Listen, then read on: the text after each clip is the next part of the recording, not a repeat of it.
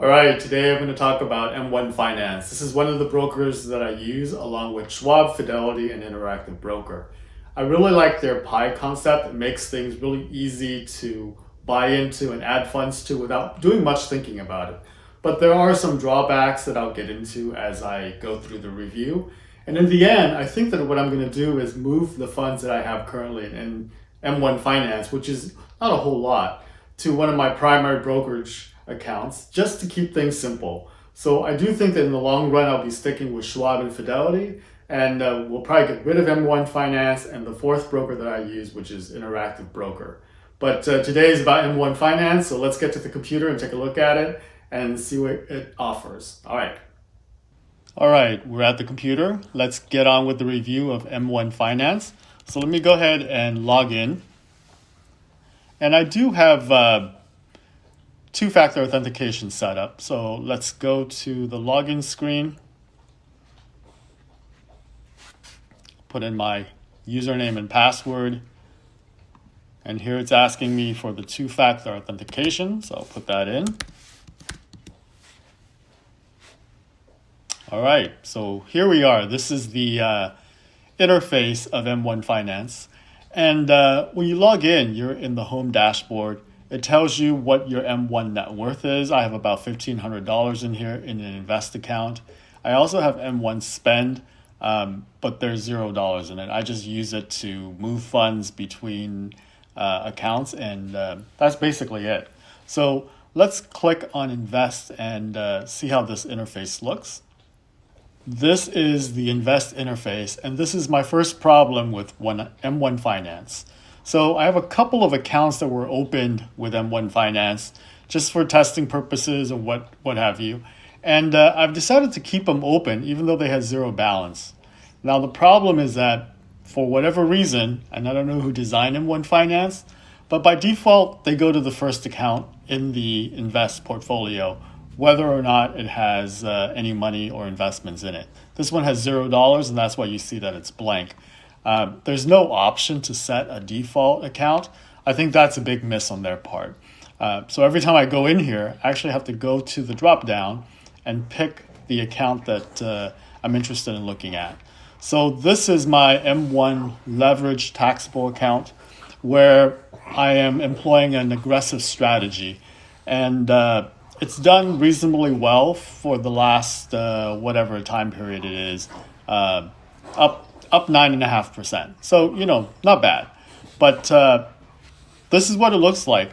So what this is basically what they call a pie. And a pie is something that you can build by adding individual stocks or ETFs to it. And then you can just add money to this account. And as long as you have this auto invest option checked, it'll buy this basket of shares automatically based on the allocations you set up. So that's great. It's very convenient. They call each part of the pie a slice. Makes sense. It's a pie analogy. And it'll do everything automatically. So as you add money to this account, it'll automatically do the rebalancing for you on the buys. So right now I'm off my target. So this one is because it's gone up quite a bit. It's at 52% instead of 50%, which was what I set up. But it'll automatically move between these investments as you add new funds. If you're not adding funds and this is a buy and hold portfolio, let's say that you're in a 60-40 portfolio, you can manually rebalance once a year, for example, by clicking on the rebalance button. So pretty easy, pretty foolproof, and easy to use. So let's go into the other modules that they have. You can go to activities and see what has happened with your account. So I've been having automatic ads of whatever, $200 a month for a couple of months just to see how it all goes. And it works well. So when I put it in, it buys it, no problem. When there are dividends, it reinvests the shares, and it does all of that automatically, which I love. It's very convenient, easy to use. The holdings, pretty simple. And then we can go see funding history. Okay.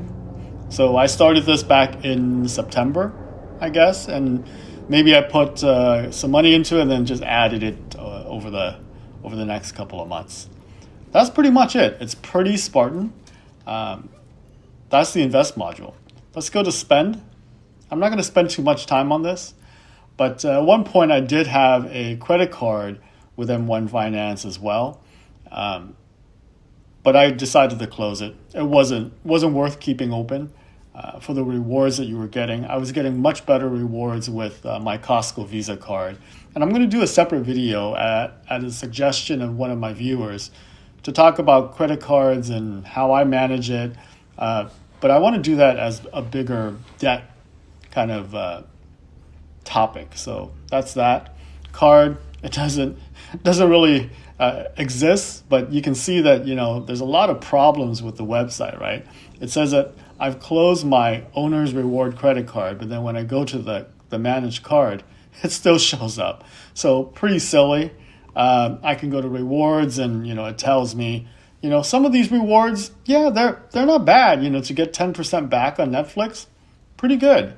But, the bottom line is that I don't use some of these services nearly as much to make it worthwhile. And you do have to sign up for that M1 Plus. So it's not really worth it for me. It's basically a checking account that I don't keep a lot of money in. But speaking about trading, the thing with M1 Finance is that you only have 2 trading windows. I mentioned that you can get the M1 reward credit card with an M1 Plus account, which I don't have. So if you have a Plus account, they'll give you 2 trading windows. You get one on the free account when the market opens every morning, and then you get one at noon East Coast time. So it's not noon Pacific or Central or anything like that. So you only get 2. You cannot initiate a buy at market prices during the trading day. It's during these trade windows, and it just happens automatically. So I forgot to mention that when I was in the invest module, but that's invest. Borrow, it's basically a margin account. The rates are pretty decent as far as I could tell. I do think that Interactive Brokers have the best margin rates if you're going to use it. This doesn't really apply to me, so I don't use margin, so I have zero interest in it. The last module for M1 Finance is research. So it says research, but it's going to be pretty Spartan. So when you go here, you see the indices, you see the news feed, and then you have options where you can do some research on stocks and just type in, whatever you're interested in. So let's say that I want to look up Google Class A. Okay. Brings up a little chart. I can change a time zone or time frame, and then get some very basic data for Google. Okay.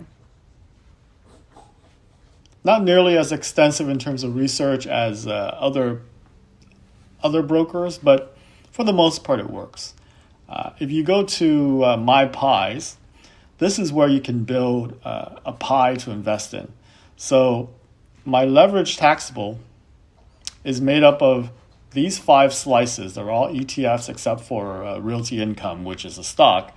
But I set up the proportion, and then I just add this pie to a portfolio. Okay, you can name it, you can share it with other people. So this pie concept really is cool. It's their kind of killer feature. It's just a shame that some of the other things that they should do to make our lives easier, they don't. But this is My Pies, and you can make as many as you wish, share it with people, try it out. If you have a pie, so this one is just S&P 500. This is VOO. I can use it to see how the S&P 500 did over the past 5 years or 1 month or whatever. So you can do things like that to test a strategy. Pretty self-explanatory. There are also expert pies, where these are pies that are made by experts that have done research in asset allocation. And you can pick several categories. So there's general investing, retirement planning, so on and so forth. And if you pick like planning for retirement, it gives you, the different years that you could go for in 5-year increments. And you get moderate, conservative, aggressive to invest in. And this just mixed the stock bond allocation accordingly. So for example, if we were to look at, say, 2040 conservative, we can see that it's got quite a number of holdings in there, but most of it is going to be stocks, either US stocks or foreign stocks. And then down here you got some bonds, but very, very small. Okay. And that's basically it. It's a pretty smart system and makes it easy to invest. So I mentioned at the beginning that I'm going to probably move all the funds out of here.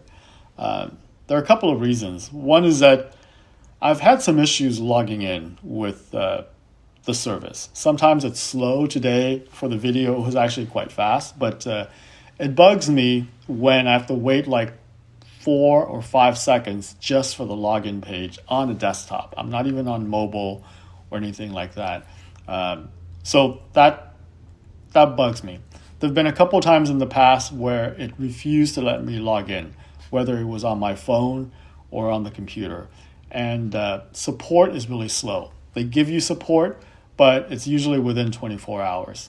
And for me, it made me worry because I wasn't sure if my account was hacked. I couldn't get in at all, just could not. And it's happened to me twice. I've reached out to support, they fixed it, and all was well, but it's one of those things that just makes me worry. You know, if you have $10,000 here, probably is fine. You're not going to worry about it. But if you're going to have a couple of million, I don't want that heartache with the M1 Finance. So aside from the lack of tools and other things like that, the lack of support, research not being as great, you know, I do love the pie concept. I mean, if one of the other big brokers take this on, it would be game over. But as it is, the pie by itself is not enough to win me over. Probably going to close this account and move all my money out to one of my main accounts. But it's great for just easily automating your investments when you're starting out. I just cannot recommend it because I don't trust it for the limitations it has and the issues I ran into it for holding, you know, a much bigger portfolio. And what is big? I would say that if you're going beyond 50K, I wouldn't use M1 Finance. I use one of the bigger broker ones. So anyways, I hope this gives you an idea of how M1 Finance operates. I'm showing you on the web, but they have a great mobile app as well that works pretty much the same. I'm not as big on using mobile for my financial life. So that's it. Anyways, I hope you enjoy. Take care, and I'll be back with a couple more videos in the near future on other brokers that I use. All right, later.